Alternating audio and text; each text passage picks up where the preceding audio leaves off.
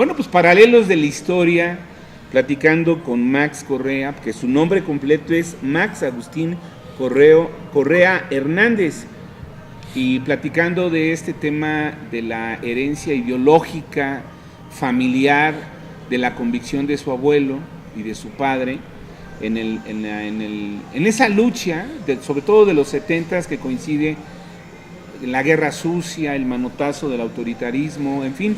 Pero bueno, ya estamos aquí de regreso nuevamente en Mangas de Camisa, en el Nopalito, en el mejor lugar del norte de la ciudad, y ya off the record, o sea, fuera de cámaras, nos comentó Max que si nos gustaba el mezcal, le dijimos que sí.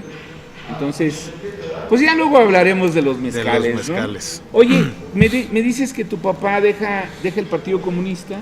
Sí, salió del Partido Comunista y empieza a meterse más al movimiento sindical, y cuando se da la apertura política con Echeverría, él empieza a tener conocimiento de la formación del Partido Socialista de los Trabajadores.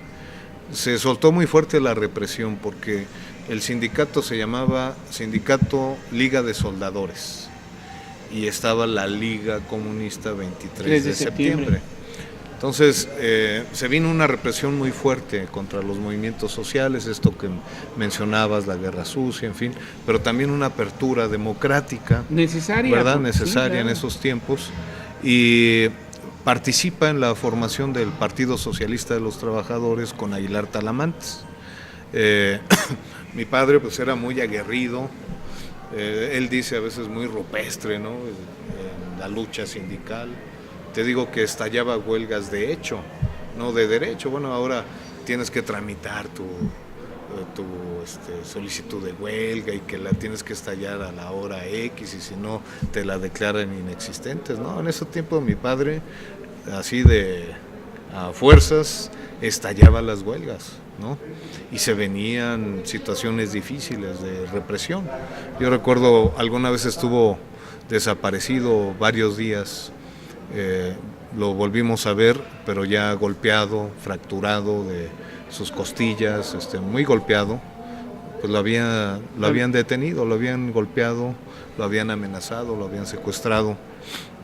Y así fue como yo empecé también a conocer que pues había represión, que había una lucha que tenía también una respuesta agresiva de parte del gobierno. Y fue como empecé también a conocer a los partidos. En el 79, el Partido Socialista de los Trabajadores participa por primera vez en un proceso electoral, al igual que el Partido Comunista. Y mi padre lo hace como candidato a diputado. En aquel tiempo era el Distrito 29, que abarcaba todo nuestro barrio, ¿no? Sí. La Colonia Progar, Vallejo, la parte de la Industrial, en fin.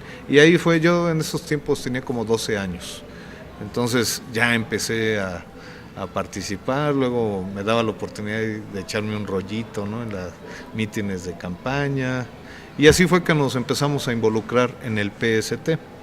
Luego nos cambiamos a Tlalnepantla en ese contexto. Y allá en Tlalnepantla también empezamos a participar en el PST. Ahí fue que conocí a Graco Ramírez, el hoy gobernador de Morelos, ¿verdad? A Pedro Etienne Llano. ¿Cómo no? De Tamaulipas, ¿no? De Tamaulipas, a Jesús Ortega Martínez y a muchos pesetistas de aquel tiempo, ¿no? Lanzamos en aquellos años, recuerdo, como candidato a la presidencia de la República, a Cándido Díaz Cerecedo, un maestro indígena de Chicontepec, Veracruz. Pasó por hacer campaña a mi colonia, Valle Ceilán, estuvo en mi casa, yo estaba bien emocionado. Allí conocí a Jesús Ortega, era diputado, un joven flaco, alto, greñudo, ¿no? Muy serio, muy parco. Y Graco también estuvo allí, él era uno de los coordinadores de campaña. Y bueno, así fue que nos fuimos involucrando en la actividad política. Alguna vez yo le platicaba a mi padre, oye papá, porque pues estábamos muy metidos en la concepción marxista-leninista. El PST era un partido marxista-leninista, que buscaba el cambio, que buscaba instalar en México el socialismo a la mexicana, que era la vía constitucional al socialismo. Entonces yo le preguntaba a mi padre, oye papá, ¿y en la revolución, como qué es lo que más se va a necesitar de profesiones, ¿no? ¿Qué es lo que más se necesita? Para yo darme una idea de qué iba a estudiar. Y yo me acuerdo que él me decía en aquel tiempo, no, pues se van a necesitar agrónomos, ¿no? Y entonces ahí fue que me empezó a caer el 20 del tema de la agronomía y luego pues estas teorías de la alianza obrero-campesina, ¿no? Y bueno, ya si mi padre había sido un líder obrero, entonces me empezó a meter así como que la idea de una alianza obrero-campesina. ¿Y tú decidiste el campo? Y entonces en la Prepa 9, ya estando en esas pláticas de orientación vocacional, si tú te acuerdas. Sí, ¿cómo no?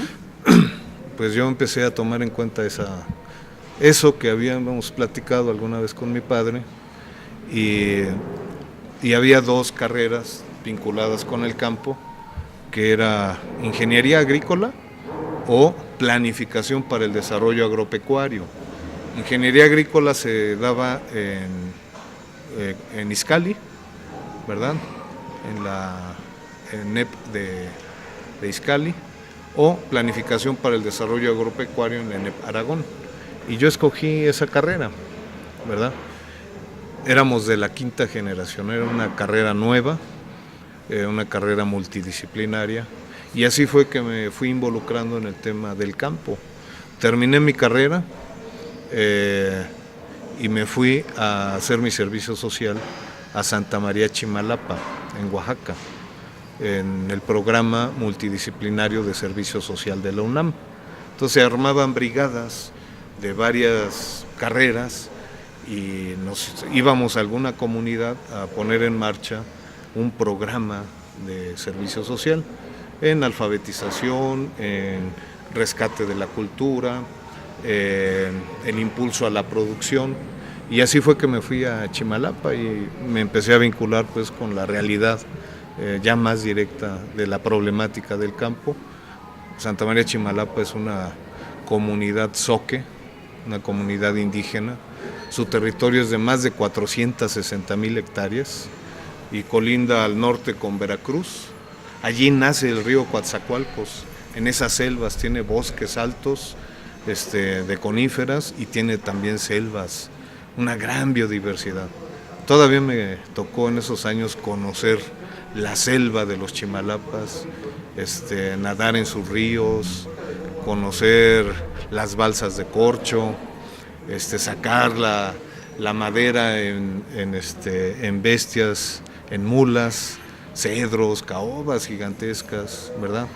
En aquellos años se caminaban casi 4 horas para poder sacar la madera, y durante la marcha veías también uno que otro cultivo de cannabis, sí. De esas cosas que luego te llevan a volar. Y vamos a aprovechar ese cultivo para dar un respiro.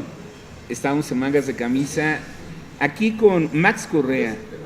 Como ustedes ya se dan cuenta, un origen de convicción de izquierda desde su papá, su abuelo, una herencia ideológica, y yo diría que forma esta ideología, el carácter, el compromiso de tomar la lucha en el campo por la influencia de papá y del abuelo en esta visión de la izquierda vieja, de la izquierda marxista de los años 70. Pero bueno, sigamos en Mangas de Camisa, regresamos aquí al Nopalito.